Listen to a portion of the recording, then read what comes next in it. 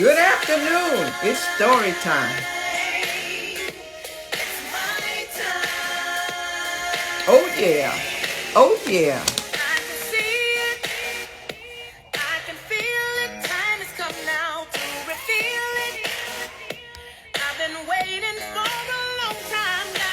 Good afternoon, everybody. How y'all doing today?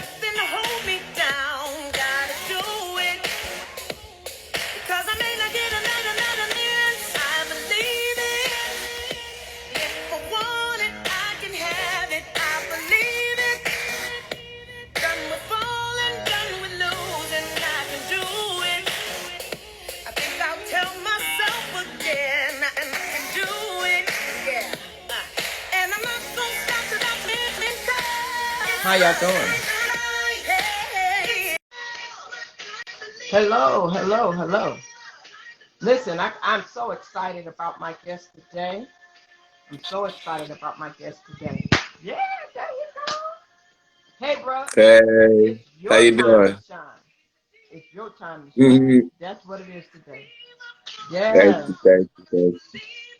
I always start out with this song, let people know it's your time. Nice. Good evening, good afternoon, good morning, wherever you're tuning in from right now.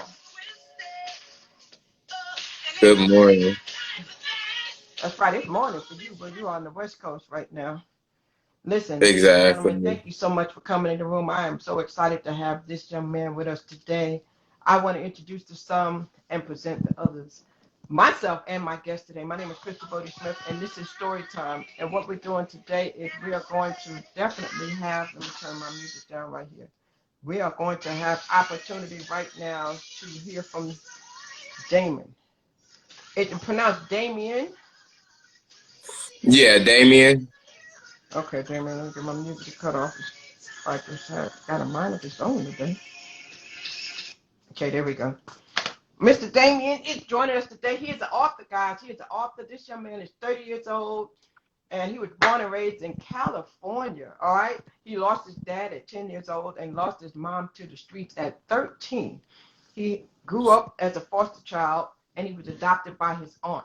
And what he did was he took all his life experiences and he started writing, and he expressed himself, and he has a book that he wrote. And the book is called The Beauty of Being Wrong.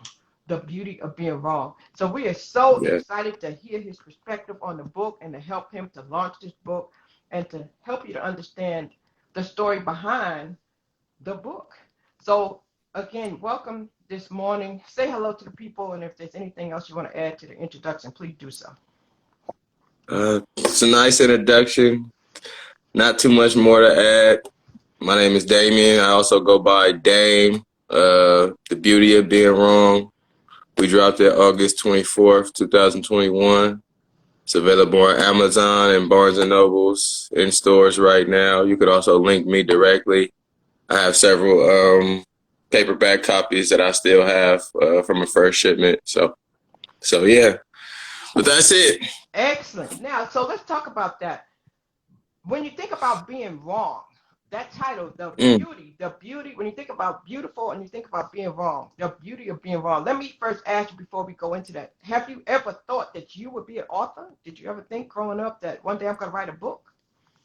No, it didn't pique my interest to write until I'll say 11th grade when I met with AP English teacher who actually pushed overly emphasized writing in the class. And then I found out that I liked to write. So it wasn't until at least 11th grade when I really realized, okay, I like to write. And then the thought to actually manifest into a book, that came later. Like, I want to say 2015, I was thinking, okay, I have a lot of ideas that I want to share to the world, but how do I put these ideas out to the world? Right. And then I say around 2016 is when the idea, the inception of the beauty of being wrong came about. So you got A's in school in English? Yes. Well, uh, 10th through 12th, yeah. Ninth grade, I didn't have a good year period. I was just like aloof. Now, let me ask you this, because you're very articulate too. Did you ever get in some spelling bees? No, I haven't actually. In my elementary years, I was always in GATE. It's something called GATE program, GATE, Gifted and Accelerated. Uh, and I was always asked to move up a grade, like second and third grade. I would be asked to move up, but my mom did not want that. She was like, "No, you can't move my boy up." Mm-hmm. She had like a timing for us to do everything. So, but no, I never entered a spelling bee. Never was in a spelling bee. Just was always pretty good at English and math, if I would say. And would you say that you were always intrigued by words? Uh, like I could root it. I could root all of I say my likings to English to 11th grade. Like I said with Mr. Dunn, and just understanding literature and language arts and looking at it from a craftsman's perspective. So I don't know if it was always, I would say like intuitively or innately, it probably was always there. It just needed something outside of me to really allow me to understand that this was something that I like to do. Wow. And then, have you ever publicly spoken? Yes. Yeah. What type of setting was that? hmm Uh, just like general speeches. Maybe it'll be a hallway or a classroom, but in college there was several times where I was compelled to publicly speak. So just classroom or auditorium type setting. Excellent. Where'd you go to college? I went to Cal State University Northridge. And what was your major? Journalism. Okay. See, So makes right sense. up that field, like yeah, right after 11th grade, I knew where my intentions were in regards to what I wanted to do with college, and creatively, it was just more confined to maybe the structure or the construct of what a writer is supposed to do, meaning, okay, you're a journalist, you're a broadcast journalist, so you have certain corporations and networks that you can apply for and you can appease to. It's just when I got into college and I explored that field a little bit more, I realized, okay, I kind of want to do journalism or this whole thing in my own manner, and I don't want it marginalized by like a think tank outside of myself. So college helped me really explore my, I'll say my essence in journalism. Wow. Excellent. So, do you ever see yourself opening up like your own newspaper or magazine or something like that as well? Mm. Yeah, in the future, I think that'll be something that will definitely be of interest, not only to me, but just in regards to what I want to spread to the community of people, the diaspora, African American diaspora, and just people in general. I think media is a powerful outlet that shapes and influences billions of minds. So to have like a news platform or some type of outlet where people like me can express our realities and the way we see life, yeah, I think that would definitely be something, just a modernized version of a newspaper. Wow. I'm going to tell you something. I sincerely hope that in your area in California, you are doing something to speak out and to lead in your community, because you're definitely a community leader. And you could lead a lot of young brothers in the right direction for the way that they need to be thinking, for the way they need to be focused, because I can tell you're very, very focused. And so that's a good thing. So now let's talk about this book. So how did the book come about? Where did the beauty of being wrong come from? Where did the thought come from? How did it all happen? That's funny you say that because when I got the thought, I asked myself the same question, like, okay, where did this come from? Because nobody's, in my opinion, nobody's in charge of the thoughts that come into their life. They just receive signals from the outside world, and then a thought comes to mind for them, and then it's up to them on how they want to act on the thought. Right. So I don't even know when, but it was just like a light hit me in my head, and it was like, this is the concept. This is the way you see life, and this is the way I'm going to need you to express it. And all that came through an expression called the beauty of being wrong. The first thing I conceived was the title, and then from the title, I was able to explicate how to present that through different chapters and different ways of observing. So honestly, the idea came from something higher than me. So I just got gifted an idea, and then it was up to me on whether or not I wanted to manifest it to the world, which I did. The idea to me was so it was so brilliant that I was like, okay, other people need to hear this idea. Wow. So somebody said, great book. If you read the book, let us know. We would love to hear about it, Christine. If you read the book, put it in the comments or come up and give him his flowers. Let him know. Send me a request because I would love for you to talk about what you got out of the book, Christine, because I see that you said it's a great book. Damon, how long did it take you to get from idea to the actual manifestation of the book? How long was that process?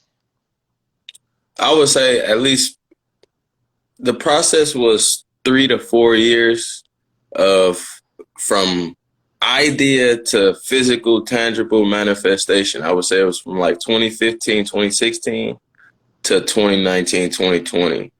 And I want to say maybe even 2021. It's like time is moving so strangely in my life. I can't even decipher 2021 from 2020, but 2021 is when I dropped the book. So from like 16 to 21, and then like I said, it was the thought, the beauty of being wrong, and then it was how I'm going to express the thought in different angles. So a lot of that came easy. So I would say like the first 6 to 9 months, the bulk of what's in the book was written, and then to finish the book, it probably took another 6 months, or maybe a year to really write it in its completion.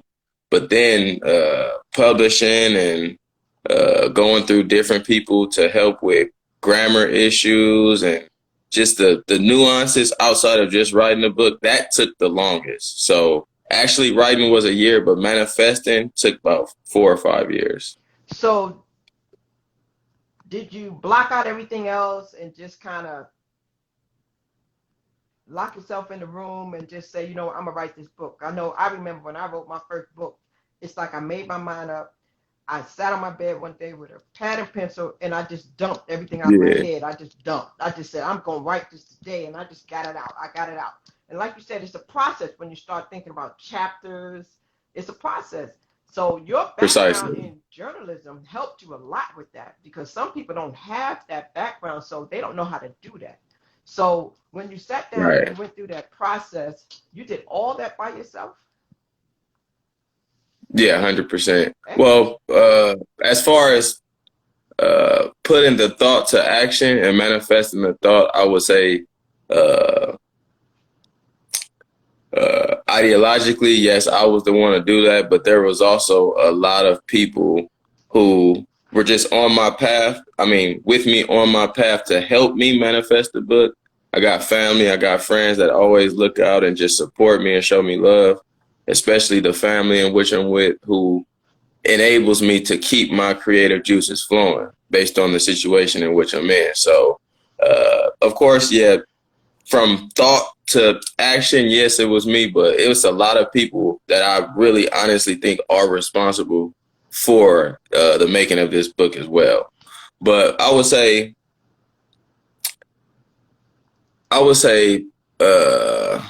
partially locking myself in, but committing and dedicating myself an allotted amount of time daily. Yeah. So it's really discipline and diligence. Yeah. You know, it's like I heard Nipsey Hussle say, I don't know if you heard of the rapper Nipsey Hussle, but he says I got the t-shirt. Right. You place a brick one day, and eventually a brick wall will manifest from the brick. So word by word, chapter by chapter, is just me laying down brick after brick after brick until there's now a wall of content in which I could, make into an actual piece, a book. Wow. So I heard three D's there. I heard decision, I heard determination, I heard discipline, y'all. So you gotta make a decision. You have to be determined, and you most Mm-hmm. definitely have to be disciplined. Now, sidebar, 1 minute. Do I know who Nipsey is? Come on, man. Are you kidding me? He was a Hey, legend. Yeah, I got that. I had to ask to make sure. You never know. You Yeah, gotta I ask. wear his T-shirt a lot. I'll actually want to come up there and go to the store and visit it. Yes, sir. But now let's Nice. talk about the beauty of being wrong. If you're just coming in here, this is Dame. They call him Dame, Damian Hamilton. He's a 30-year-old man who took his life experiences and put it in a book called The Beauty of Being Wrong. He wrote the book himself. Is it self-published also? Yep, it's self-published. Okay. His book is available on Amazon. It's available on Barnes and Noble. And we are so excited to hear from him how he actually did this. So now let's talk about what the story is behind the beauty of being wrong. The beauty of being wrong. I want you to definitely pin in here how they can get it, where they can get it from. So let's go get this book, guys. Let's go get this book. Let's support. How much is it on Amazon? Amazon, the paper. Well, they have Amazon and Barnes and Nobles both have ebook, just for those who like to read online. So ebook is $10, and if you have Amazon Prime, then you can get my ebook for free. It already comes with the membership. Right. The paperback is $19.99, and then the hard copy, the hardcover, which is unique. The hardcover on Amazon is all blue, like without the outside layers. So it's all blue. And then the hard copy on Barnes and Nobles is exactly like this. And those are both $40. Now, I see some people giving you kudos on there. I see the comment. Somebody said dedication is a priority. Keep moving forward.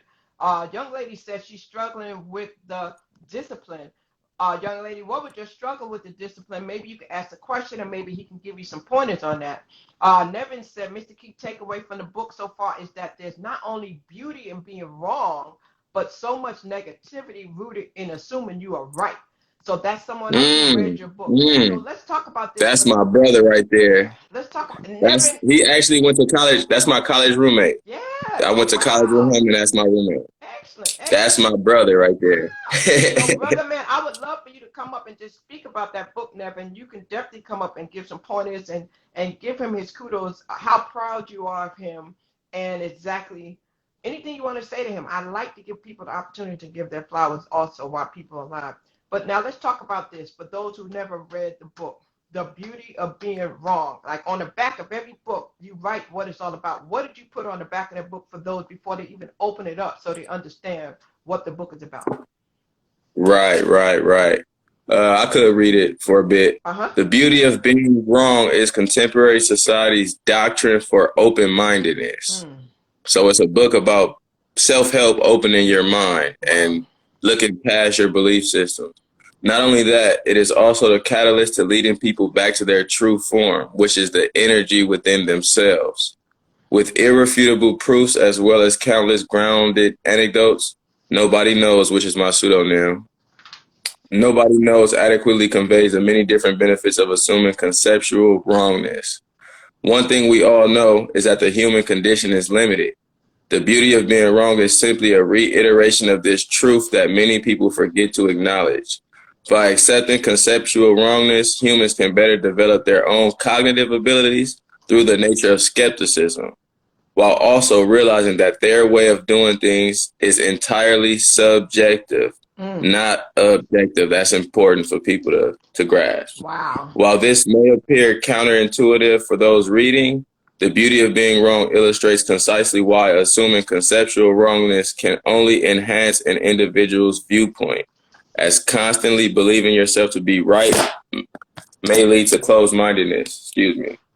Readers will be wildly surprised that once they pick up this book, as they unquestionably have stumbled upon something grand. If you're reading this already, then all I have left for you is, what are you waiting for? And that's where you see the what are you waiting for question. Oh, my goodness. So let me reiterate what I heard you say it a couple of times. Assuming that you are conceptually wrong. Mhm. Let's talk about that. Yes. What does it mean to be conceptually wrong? Okay. Concepts, ideas, uh, beliefs, uh, thought processes, suppositions, uh, prepositions, anything that you can conceive with the mind to claim to believe or formulate is what we call an idea, a concept, a formulation based on where you exist in this world.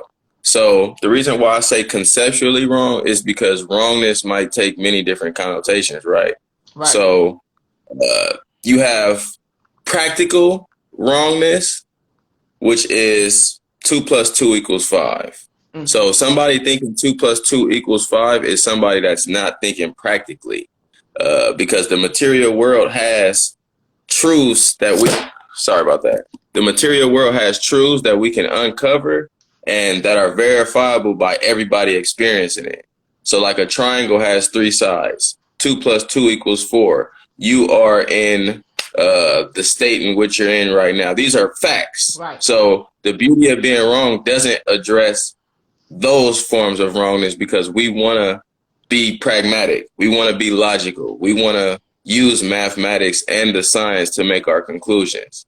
So wrongness, conceptual wrongness is not that. So thinking 2 + 2 = 5, this is not that type of wrong that the book addresses. It's also not wrongness in morality, because that's the big one. Like when people see wrong, they might think that, okay, what kind of beauty is it in being immoral? Right. You know what I mean? Because Right. nobody wants to live a lackluster life in the realm of righteousness.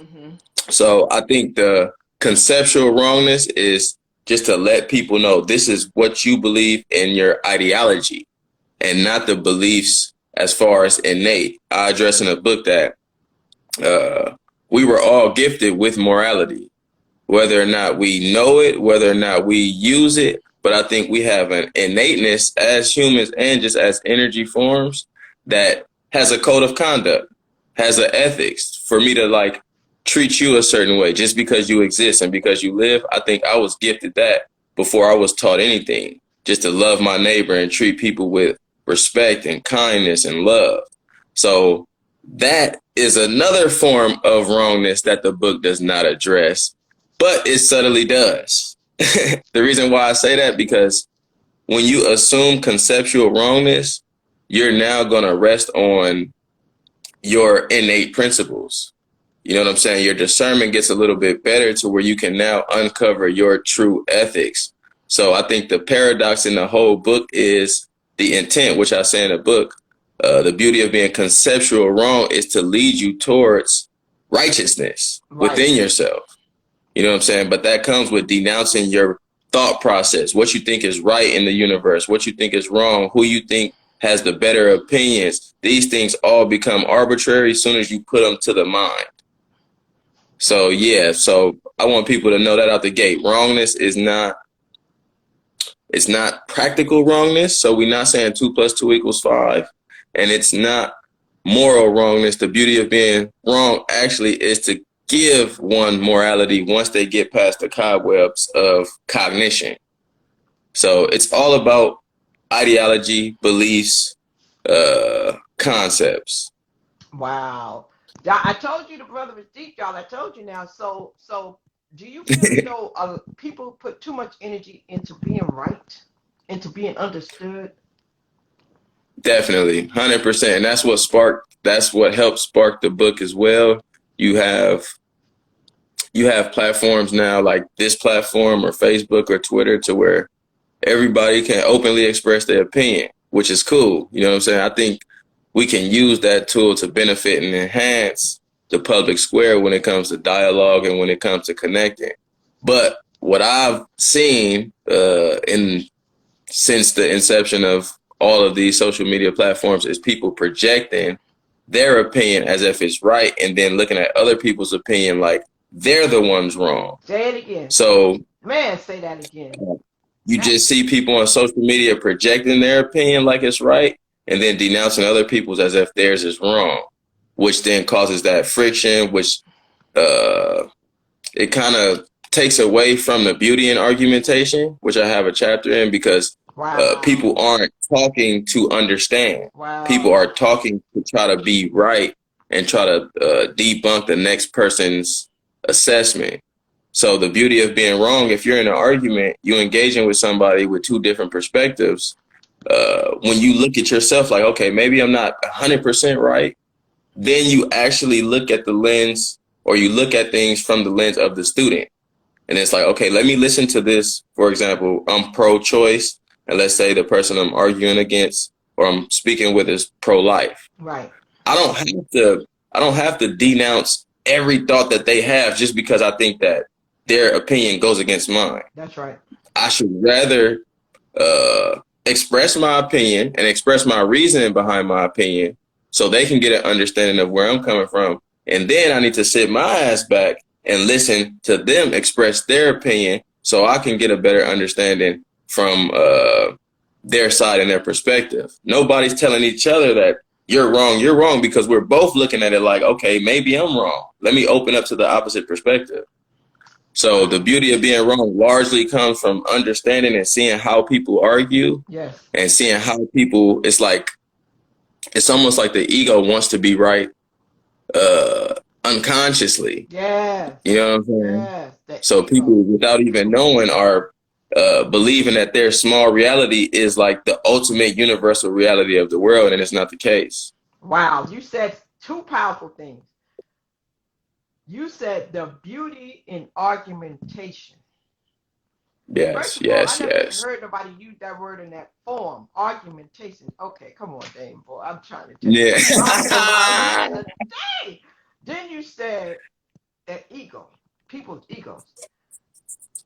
It's all about perspective. Like you said, it's all about respecting someone else's perspective and understanding that their walk might be different from yours, so they see things differently, because we all have a different way of understanding and viewing things, and it's okay. Mm-hmm. And the fact that you want to discredit somebody else's viewpoint doesn't make you any better. You know what I'm saying? So that's what you're saying. So I love that. The beauty in argumentation, 100%. Like, some people don't like to debate. You know what I'm saying? Some people like it because they think it's healthy, but then some people don't because they think it's an argument. How you like a good debate? You like a good debate when two people can see eye to eye? I love it. And I have a chapter called The Beauty in Argumentation.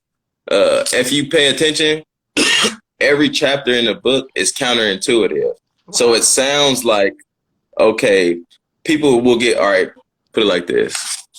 People's ego will feel attacked when they read the chapters because they're deliberately counterintuitive. So the beauty of knowing nothing.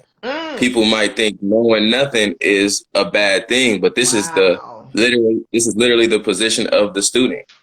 The one who does not know is always willing to seek knowledge. So the beauty of argumentation, same thing. The beauty of argumentation, the same thing. A lot of people might not see beauty in argumentation because they have a certain connotation. So for me, it's all about how you're able to argue. If you argue with the ego, there's two ways to argue. You can argue for the understanding, and you can argue for the sake of the ego. When you get into I don't have no negative connotation to the word argument, so I don't look at it negatively. It just depends on who's using it and how they're using it.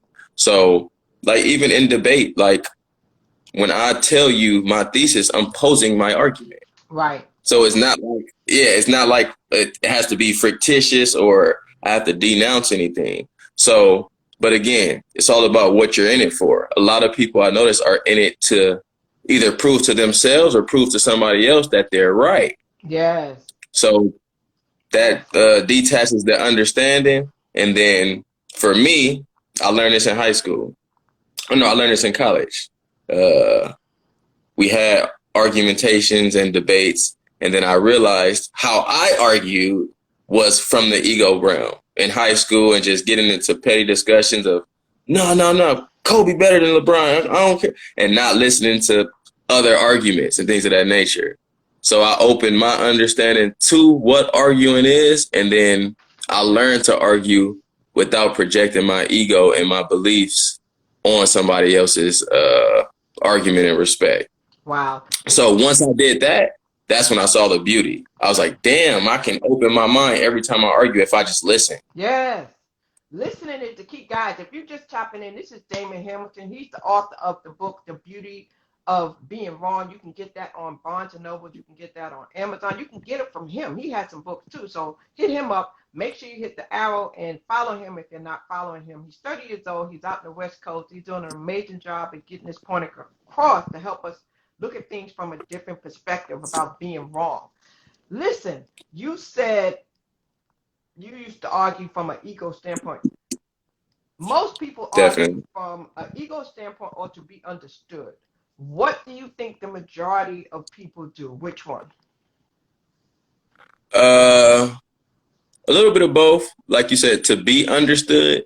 And because a lot of people just want to be heard with their perspective and their opinion, and they don't want to feel wrong for thinking the way that they do. So a lot of people might even say, you know what, this is just how I feel, without even having reasoning towards their argument. It's just something that they feel, you know what I'm saying, is right. And then so they might argue their position from that viewpoint, or they might argue their position from the egotistical viewpoint of, no, this is the way things are. I don't care how you think. If you think that way, you're stupid. I think the least likely form of argument is the one looking to get an understanding. Rather than being understood, rather than projecting rightness, looking to get an understanding from the debate, the argumentation. That's the least prevalent in society. And that's why something like this had to be written, in my opinion. And I think that's the most important way they should be. So let me ask you this. Many people are chastised, children in school, when they try to get the right answer. You know, they're trying to get the answer correct on the test, or when you raise your hand in the class, people feel bad because they're wrong. So do you feel as though at an earlier stage there could be a way that people could implement this thought process to help children to have higher self-esteem if they understood it's okay to be wrong? Well, you look at this, the way society is built, we praise rightness and we almost chastise and condemn wrongness when we see it. So as a kid, if you constantly, let's say you lose at a sport, and people are going to make you feel wrong for that. Yeah. Like, oh yeah, you need to do better. You need to, it's a valiant effort nonetheless. If you give good effort, it's okay to be wrong, because that's growing pains. Mm-hmm. That's going to help you on your journey as long as you put forth that effort. Mm-hmm. But in society, somebody might put forth the effort, might not win, or might get the question wrong, and then they're ridiculed. Mm-hmm. They're looked at like they're not knowledgeable. Even as a kid, it's embarrassing to not be right about the question. You raise your hand and you get something wrong, it's embarrassing. It feels bad. Opposed to rightness, you might get a reward. You might get some candy, or you might get confirmation bias that being right is the way to go. And then aside from that, when you're a kid, you're gifted many different perspectives as to what is reality. Mm-hmm. Your parents might tell you that Santa Claus is real. I put that in the book. Wow. So Santa Claus or religion or a lot of different ideologies, they're going to tell a kid this is the way to be. So when you do that, how do you think the kid is going to grow up when their ideologies are questioned? How do you think the kid takes the information that Santa Claus isn't real when they hear it for the first time? It's going to be difficult because they've been told constantly that this was a reality. So I think in order to help like children, two things that will help them is to not punish wrongness, to not vehemently praise rightness. You know, of course we give kudos when you get something correct. You know what I'm saying? That's a adequate gesture that you're doing something in alignment in a good way. However, we can't be so vehement on it to where we look at wrongness as if it's just a bad thing. So I would say lessen that blow, as well as lessen the blow of indoctrination. Like, you don't have to tell kids Santa Claus is real. Mm. You can even say it's a myth and it's a legend, and it may be real. Like, give the kid the potential to be open past what you're indoctrinating them in. You know what I mean? So I think that would largely help kids, because kids fester into adults who now think they know everything, but only thing they know is what was drilled into them since they were a kid. Wow. Now, I want to point out one of the things Nevin wrote. He said the book also addresses the cultural stigma of being wrong. I think that's very good, too. Mm-hmm. I think he's unable Yeah. to join right now because I did ask him to join. But I think He's a that's busy man. He's a busy man. Busy man. Now, you wrote a chapter on the beauty of, what was it? The beauty of knowing nothing? Yes, the beauty of knowing nothing. Now let's talk about that for a minute. So that's what you mean by that. Are you saying the beauty of just not knowing? Like, sometimes it's okay to not know. Like, you haven't learned it yet. You don't understand it. It's new. It's unfamiliar to you. It's nothing wrong with not knowing. Admit that you don't know. A lot of times people have a problem and they be faking the funk.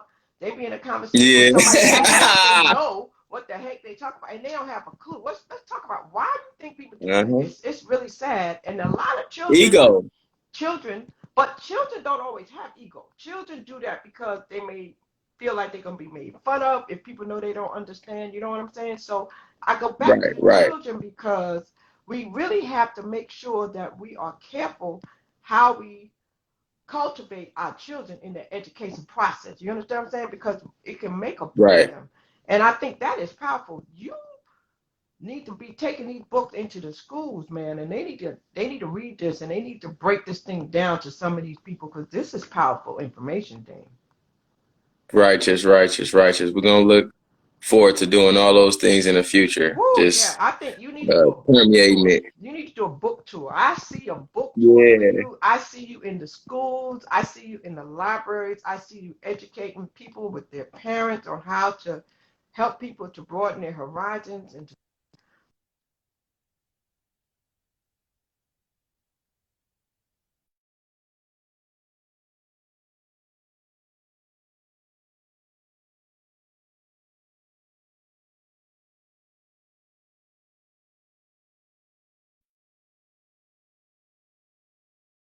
I was hoping nobody didn't call, and I said it. Okay. Now. So let me ask you this: What do you want to do? What do you want to do? What do you see for yourself? I said I see book tours. I said I see these things, but what does Damon see? What is the vision? Well, I love writing, so I'm never gonna stop writing. So the vision is to manifest as many things reflective of my ideology and what I believe in life. You know what I'm saying? For whatever that may be. The beauty of being wrong is just one manifestation of many beliefs that I have. So just keeping steadfast in that process, and eventually manifesting fiction books into movies. Wow, nice. So I want to dive more into that realm, to where I get, because we're in an era now where, unfortunately, not a lot of people do read. More people are more privy to watch the movie rather than the book. So I figured with my fiction novels, I write them with the intention of being on the screen and projected at a wider range. So just continuing writing and continuing expressing my intentionality in life, honestly. And then wherever that takes me is where I'm at. So who's your favorite author? Who do you read mostly? Oh, that's a good question. Honestly, that's tough, because I like George Orwell for the two books, 1984 and Animal Farm.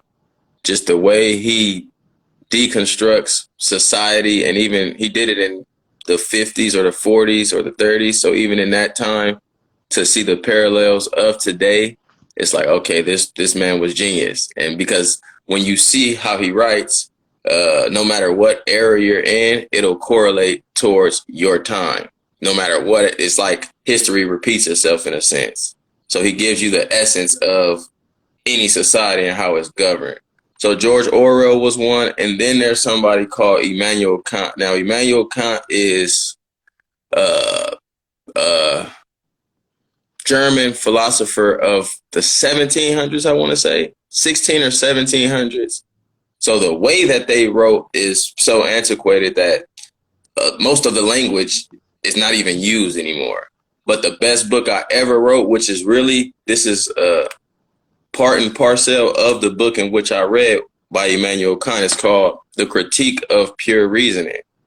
It's literally the same concept. It's just placed in the 1700s. And once I read that book, I was like, oh, this is the most accurate theory that I've seen in regards to what life is. Yes. Because he concedes that life is subjective. It's dependent on who's watching and who's viewing. You know what I'm saying? The only thing objective about life are the things we can agree on, like, again, a triangle having three sides, or me being in a building, what we call a building. You know what I'm saying? Yes. So I want to Immanuel Kant's one of my heavy hitters. Yes, I'm trying to acknowledge some of these points that people said. Miss Misa Bless said agreeing to disagree is her middle ground. And that's a good place to be, because if you agree to disagree, you don't argue. You pretty much respect the other person. I mean, do you agree with that statement? I would say, yeah, definitely. I would say a beautiful argument means you start off agreeing to disagree, because that's already understood. When you have a difference in opinion, it's like, okay, this person doesn't see things the way I see it. A lot of people want to have those comfortable dialogues to where we agree on everything and we co-sign each's words all day, but we don't expand the mind by challenging somebody's opinion and thought process. So the argumentation in itself, yeah, your opinion will be challenged, your thought process will be challenged, but this is not a direct attack on you, and this is not me telling you your idea is wrong. This is not that. This is me giving you my perspective, and I'm giving you the evidence towards my perspective. So for me, as soon as I engage, like, you have to be blind to not know when you're in an argument that opposes your argument. You know what I'm saying? So that's right. Out the gate, you should agree to disagree, and then if you want to understand it, express like why you think that way, or this is the way I think. But off top, agreeing to disagree is like a premise. Yes, and another young lady said, smart young king. Yes, he's very wise. He's very smart. I was impressed with him day one. Dane, when I first heard you speak on Auntie Gina's Live, I was impressed off the gate. It's like, immediately you leave a lasting impression when you open your mouth. I just need you to understand that.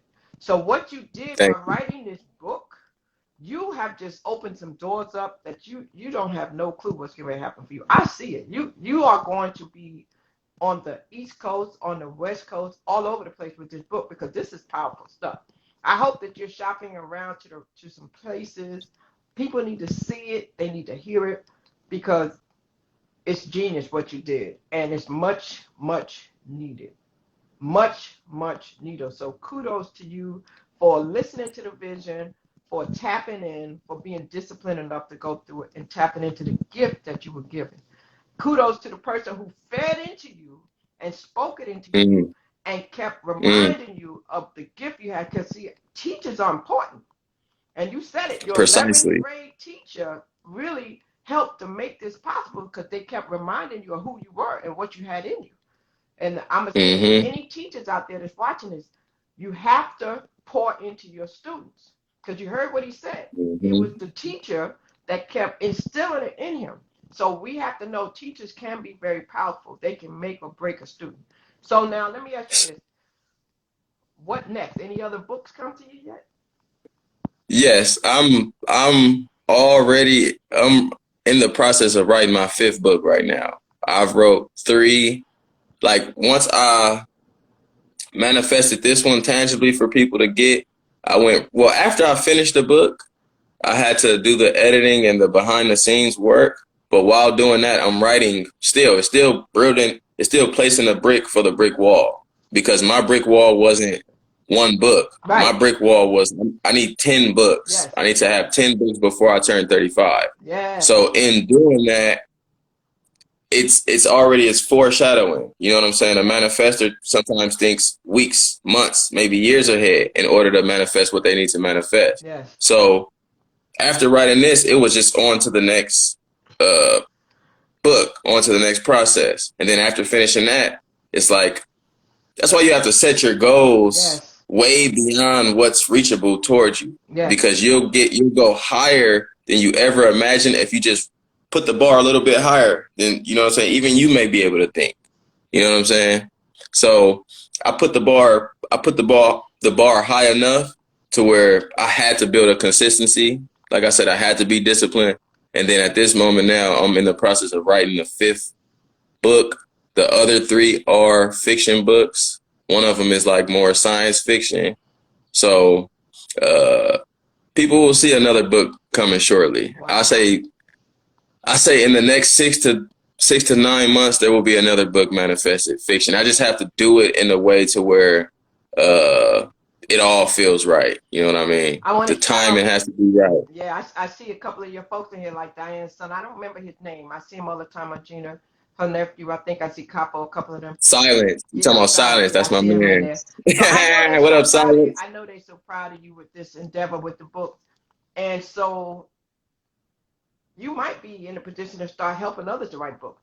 I understand what you mean about once you write one, especially if you're writing about your life experiences.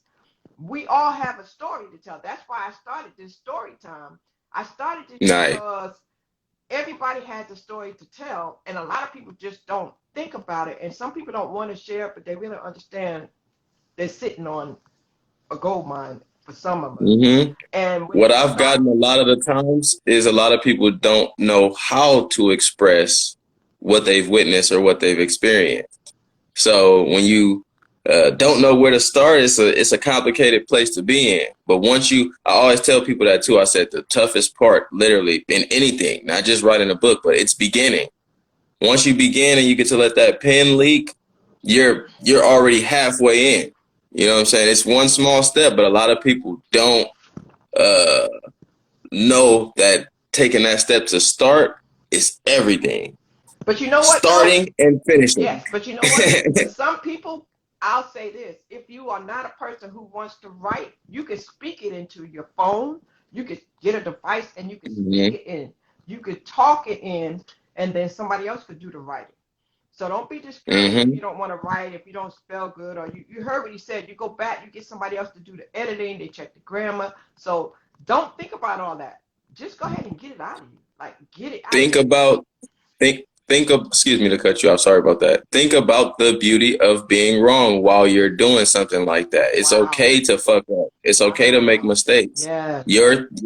Your piece, unfortunately, to tell anybody out there writing a piece, your piece will never be perfect. Yeah. It will never be perfect. That's just the fact of the matter. It just has to meet your standards. You have to know your standards in order to even meet your standards. Yeah. So, you know what I'm saying? You have to build a thought process, build a belief system, have strong intentions on that, and then following through will become just second nature. Wow. Now somebody wrote, thank you so much. Gigi wrote, the cultural stigma was taught. The new movement of future mind like yours will help to make the change. That's love. That's love. Yes. Definitely. Yes. We come from an era of indoctrination. Yes. Like I think that's one of the things education is not indoctrination. Right. They're different things. Yes. Indoctrination is like just pouring idea after idea into a subject without giving them an alternative idea to look at. It's telling them, okay, you're in America. This is how you are as a boy. This is how you're supposed to be as a black man. This is how you're supposed to be as this. You know what I'm saying? So these are indoctrinating tools, but not educating. When you want to educate somebody, you first look at the subject and then you see how can they be educated. Yes. A lot of the times you have 30 kids in one classroom with different levels of understanding, but then you have one teacher indoctrinating them rather than educating each subject. So it becomes a difficult process to really educate in the school systems. Wow. Then you might have the household that might be traditionalist based. Yes. You know what I'm saying? So all of these factors in society equate to like the stubborn mind, yes, the hard-headed person who wants to be right. So Yes. Slowly but surely, you're getting trinkets of people coming out there with contrasting perspectives, uh, prompting open-mindedness, prompting skepticism to really push people's mind past that box of reality, because it actually is a box. Now, I want to say this. I also see a comment I pinned here. Jay Hanso said people don't know the difference nowadays between an argument and a discussion. It's so many great points that people have been coming in here saying. Another lady said it's uncomfortable at times, and they said your mind is beautiful. They said taking this approach is uncomfortable that some don't know how to reject it. I want to tell you this though. I want to digress for a moment. Look at this young man, guys. Look at him. You see an African American man with dreadlocks. So many times people judge and they have no idea what's inside of that individual. So I Right. hope that some of you today will recognize that you can't judge a book by its cover. And you need to recognize, Mm. because you hear this brother speaking. You hear this brother speaking. So I need you to understand, stop looking at people and not giving them credit or even recognizing where they come from. I remember the first time when I met you and I said to you, man, you articulate. And you said to me, like, you surprised? Your response was like, Yeah. and like, what, you expect different? You understand what I'm saying? I Right. Right. remember that. Right. Right. And that's what people do, Dame. That's what people do. When they look at Mm-hmm. our young brothers, they don't expect it. And it's sad to say, because some of them don't take the time to educate themselves or to even act like they want to look or sound like they have some sense. Some of them don't. They want to sound like the streets. They want to use ebonics and they want to do all that. You haven't heard this brother use not one slang Right. term. This brother ain't used not one Right. slang term. I guarantee you he might have gave you some words you never heard before today. Right. You understand what I'm Right. saying? So I just want to salute you. I just want to take my hat off. I'm not wearing one, but I'm taking it off anyway, because you, man, you are going places. You are going places. You are Thank going to you. change the narrative in so many ways. And I am so excited. I am going to get that book again. He's the author of The Beauty of Being Wrong. B-Hop, I see you in here. You got to go back and do the replay, man. This brother is on point. He is so deep. The book, The Beauty of Being Wrong, is all about perspective. It's all about knowing that the beauty in knowing nothing, the beauty in argumentation, man, the beauty in not knowing, and the beauty of and just trying to get understanding and get out of your ego, okay? Respecting Mm-hmm. somebody else's view. My. And I think people should understand that. This is just my theory. If you take away negative or positive connotations from a word, you end up getting more out of the word. Take away the connotation you have for the word. That way you can look at it from a broadened perspective. Like you say, I love this phrase, don't judge a book by its cover. A lot of people look at judgments as something that's negative. But when you're in the bookstore, when you're at the library, you're prone to make judgments. When you're walking around in life, your brain is wired to make judgments just for the sake of survival. You got to know danger when you see it. So somebody gifted you with the tool of cognition to recognize danger and make a judgment, to recognize somebody who might look shady in the Right, universe, right. to recognize somebody. And then a lot of it is based on our beliefs that we've developed. Yeah. So don't judge a book by its cover, but be aware that naturally you're going to judge books by their cover. Yes. You're going to judge me by my appearance and based on what you've learned. Yes. It's just with that understanding that you do that innately, you can check yourself. Yes. You can check your ego. Like, okay, I see this brother with dreads. I see him with this. And then I do have presumptions about him. But how accurate are those presumptions? Right. Have I met him? I would tell people like, okay, you're going to judge a book by its cover, but the least you could do is open the book. Open the book and get more insight about what you're making a snap fast judgment about. That's it. And guys, I'm telling you, share this video. Make sure you tell somebody about his book. I want you to make sure that when we post this, that you put your link to how they can get the book on the website so they can go back and get it. So is there any place that you're going to be coming up soon where people can go and hear you speak publicly? Do you have any upcoming engagements set up? I actually don't. I'm looking forward to setting up arrangements, and I'm out there with any connections and willing to take upon that journey. So but I don't have any speakings coming up. All right, guys. So you heard him. Purpose. I don't know how much of this you listen to, but you heard this brother. We got to get him out there. He needs to be on people's stages. He needs to be on platforms. He needs to be in front of these young brothers. He needs to be in the school system. He needs to be out there with this information. He can definitely help the mindset. So if you are on this live, share this live with somebody that you know. If you don't have the ability to get him booked, share it with somebody that you know. If you know somebody having an event, share it. Somebody out here said they need to be your manager. Come on now, let's go. Let's make it happen because Right. you heard him. He needs to definitely be out there. If that's what you do, young lady, inbox him. Do you know that young lady that says she needs to be your manager? Yeah, Lee? I know Okay. her. Okay. So if that's what she does and she can send you a proposal, then let's go. Because dang man, I'm telling you right now. I'm Right, telling you we're right open to now. all discussions. We're open to all Yes, discussions. bookstores are a great start. Yes, Gigi said it. You know, you Yeah. can start in libraries. Libraries, you can do readings in libraries. Hmm. And man, oh man, oh man. I just want to thank you for sharing, man. I knew it was gonna be this powerful because you just, like I said, you have that aura about you, you know. And Thank you. keep doing what you're doing, man. Keep staying focused. Keep me posted on what you do. If you ever want to come to North Carolina, let me know. If you do something in California, let me know. I will come. Got you, got you. I will come. It's not nothing for me to get on a plane and come. It's about time for me to start doing that. And I will be listening out if I know something. I will pass this on to some people that I know that are scholars and people that do things because we got to help you get out there because this is amazing. You are definitely gifted and uniquely and wonderfully made, and your voice needs to be heard.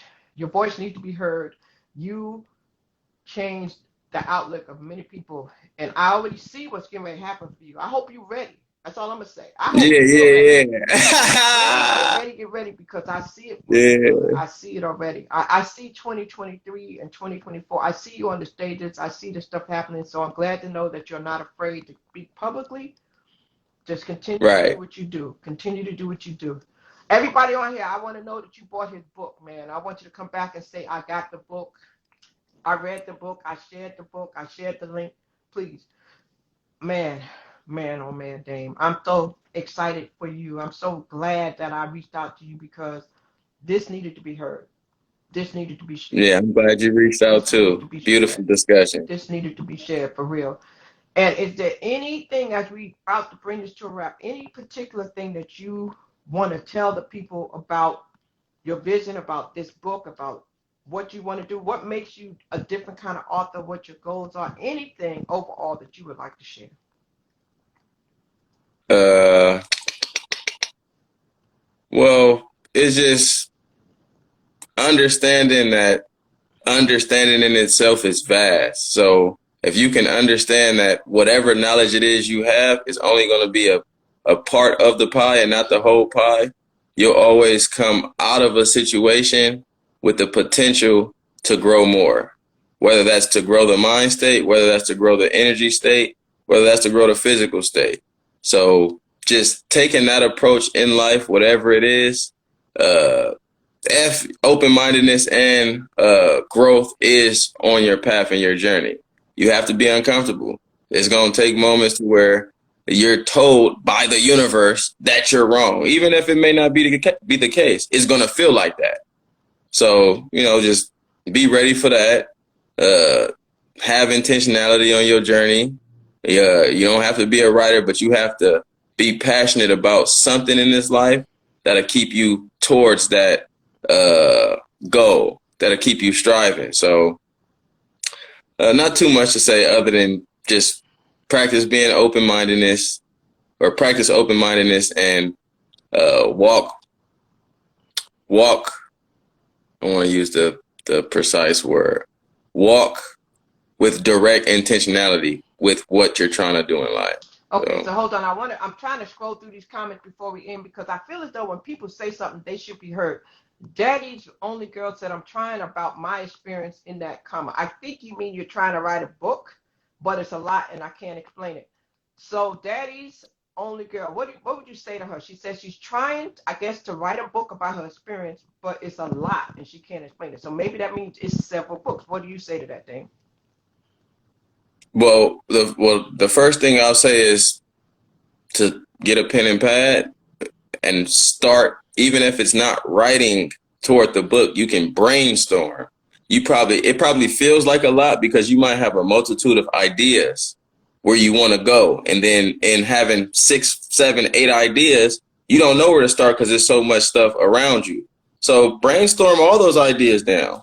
Put everything on the table if it might feel too overwhelming. You know what I mean? But the hardest part, I'll repeat, the hardest part in doing something is beginning it. So I would say just grab a pen and pad and free yourself from expectations. Free yourself from what you think you should be doing as an author. Just free yourself into being the natural you, and then on the pen, it'll show that. Like your work will show when you're doing it naturally and organically. Wow. If somebody said he's a whole vibe and would be worldwide, no question. He is a whole vibe. Mm-hmm. Oh my goodness. You said it. You said a mouthful. My goodness. Needed, much needed in the community. I'm just looking at the comments. Thank you so much, Dame. I appreciate you.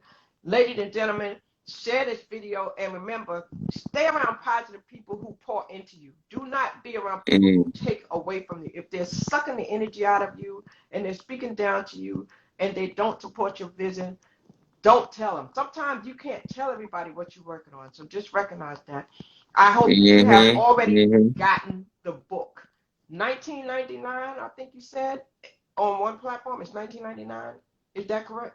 Yes. Amazon, Barnes and Nobles is both $19.99. The paperback, the hard copy is $40, which to me is going to be an artifact later on in life. So I would suggest anybody to get the hard copy to where, you know what I'm saying, you got that physical, tangible, solid form. But paperback is $19.99, and then ebook is $10. If you have Amazon Prime or a membership to Amazon, you can ebook it for free. You can go up there and read it at your leisure. No, we don't want no freebies because we want you to support this brother, because this brother is right. positive. So go get the hard copy. All right, and then we're gonna send it. We're gonna have to get you somewhere so you can be autographing these books, man. I see you already autographing the book. Yeah, right. Yeah, no, definitely that's happening. I got you. I'm gonna have to go order that. Ladies and gentlemen, you've been listening to Dame Hamilton, the author of The Beauty of Being Wrong. It's a light blue book. You'll see it out there. Go get it. Share this video. Let everybody know about his book. Let everybody know about this new author you learned about today that is out and that is getting ready to change the narrative for these young brothers out here today. I appreciate you coming through, Dame. I certainly do. Let's talk. Let's make it happen. Let's see how we can get you to North Carolina. We got to get this out, man. This is so good, guys. If you have been here today and you learned something, let us know. And by all means, come back tonight, because the young lady I have tonight, she's actually a very powerful young lady. If she wasn't at school, she would have loved this. She's a school teacher, motivational speaker, rapper, and very, very influential. And I hate that she couldn't see this, but I actually am interviewing her tonight at 9 o'clock. So, guys, story time. If you have a story, inbox me so we can share your story. Dame, not only is this here, but I'm going to be re-sharing this on my LinkedIn, YouTube. It's going to be in a couple of countries. So it's going to be out there much wider than what we see here. So that's what people don't know about the platform. I'm new to Instagram, so I'm still feeling Instagram out. But I have an executive producer who has some shows, and they have Roku TV. It's going to be on Roku TV. It's going to be in a lot of different places. So nice. Yeah. So I got you, bro. Ladies and gentlemen, my name is Crystal Bodie Smith. My mission is to stir up the gift, instill hope, and save lives. So you have an amazing day. Keep it positive, and whatever you do, do it for you. And go be kind to somebody.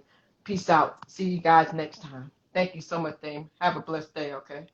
Thank you. You too. Have a blessed day. Appreciate you having me on. Appreciate everybody for doing it. Much love.